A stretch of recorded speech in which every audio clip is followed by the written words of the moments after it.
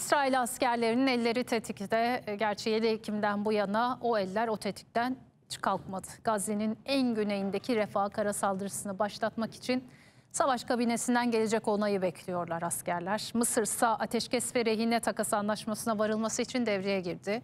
Cuma günü Mısır İstihbarat Başkanı Tel Aviv'de temaslarda bulundu. İsrailli yetkililer müzakerelerde kısa sürede ilerleme sağlanmazsa Refah saldırısını başlatacaklarını söyledi. İsrail, Gazze'de ateşkes ve rehine takası anlaşması için yürütülen müzakerelerde arabulucu rol üstlenen Mısır'ı uyardı. Refah kara operasyonu başlamadan önce anlaşmaya varılması için son şans dedi. Mısır İstihbarat Şefi Abbas Kamil, Tel Aviv'e giderek Mossad Başkanı David Barnea ve Ulusal Güvenlik Danışmanı Hanekbi ile masaya oturdu. İsrail kısa sürede ilerleme sağlanamazsa Refah kara saldırısı için düğmeye basmaya hazır. Kritik görüşmede müzakerelere son bir şans tanıyan İsrailli üst düzey yetkililer, Gazze'nin en güneyindeki Refah'a yönelik kara saldırısında ciddi oldukları mesajını verdi. Bu konuda belirlenen bir takvim olduğunu, hiçbir sonuca varmayacak anlamsız görüşmeler yürütmek istemediklerini söylediler.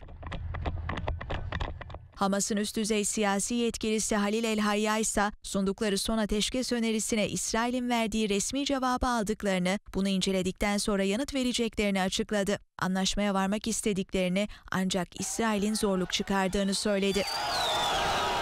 İsrail Savaş Kabinesi ise kısa süre önce Hamas'ın serbest bırakmasını talep ettiği rehinelerin sayısıyla ilgili tutum değişikliğine gitti.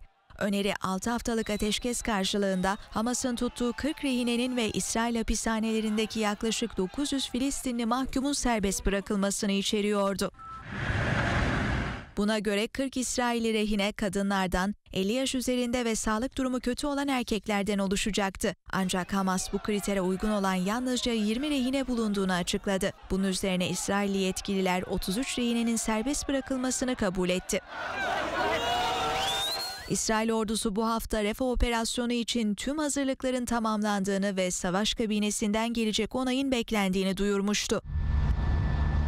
Ateşkes anlaşması için temaslar sürerken ABD Dışişleri Bakanı Antony Blinken'ın 30 Nisan'da İsrail'i ziyaret ederek olası Refah operasyonuna ilişkin temaslarda bulunması bekleniyor.